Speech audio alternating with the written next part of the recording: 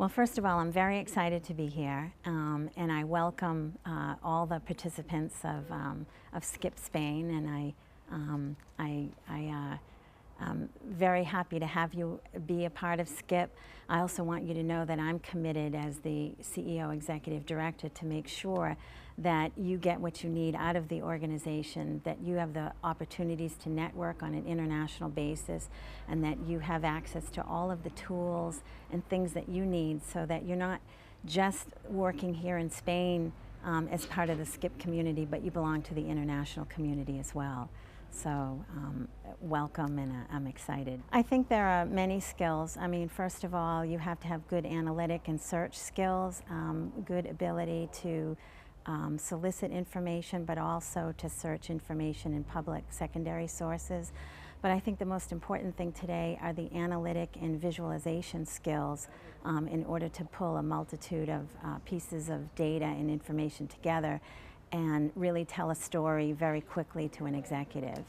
I think the role of intelligence is extremely important in strategy because one of the major pieces of strategy is really to have fact-based information, to understand market dynamics, and the competitive intelligence person or resource can help with these things, and also to conduct wargaming and scenario sessions and to develop driver sets that really help you to look at markets in a different way.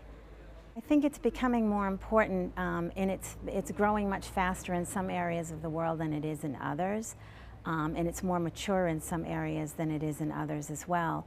But it's become very important not only in the business sector, but also the public and the nonprofit sectors as well.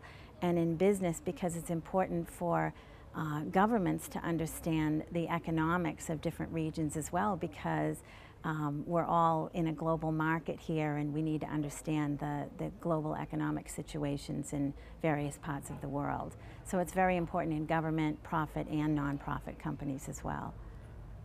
As far as I'm concerned, intelligence is comprised of all the different types of intelligence. So the competitive landscape or the competitor intelligence, the business intelligence, which is the big data analytics, plays into it, customer intelligence and insights, which communications people and investor relations really take a look at.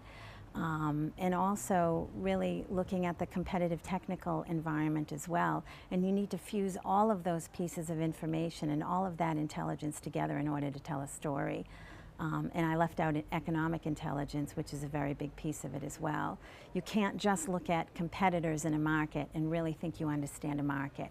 You have to understand the customers, the economic situation, and the competitive landscape as well. I think we need both, and the reason that I think that is because it's really a secular thing. It's very good to understand strategy, but if you can't implement the strategy from the tactical perspective, it really is a futile effort. So it's very, very important to have strategic intelligence, but also intelligence that plays across the planning process in a business. So from strategy to the operationalizing that in the annual operating plan, to doing your performance metrics every year to see how well you're doing. And it's very secular. So that strategy piece is very strategic. It determines the outlook for the upcoming year out to 5 years in your long-term planning, but it also really helps you in the tactical arena. And then the tactical intelligence feeds the strategy for the next year. Well, I think there are many disciplines that interact with intelligence as well. I call it integrated comms, but communication is very, very important because you're really putting together your messages for a company to go out to the market with. And if your message is wrong and you really don't understand your customer base or the environment, you can be in a lot of trouble. So I think it's very important to have a very close communication with investor relations, with your integrated communications people, with your finance people, your strategy people, and so forth, because you build the messages for the future, and that's where intelligence really helps to tell that story and predict what needs to be said.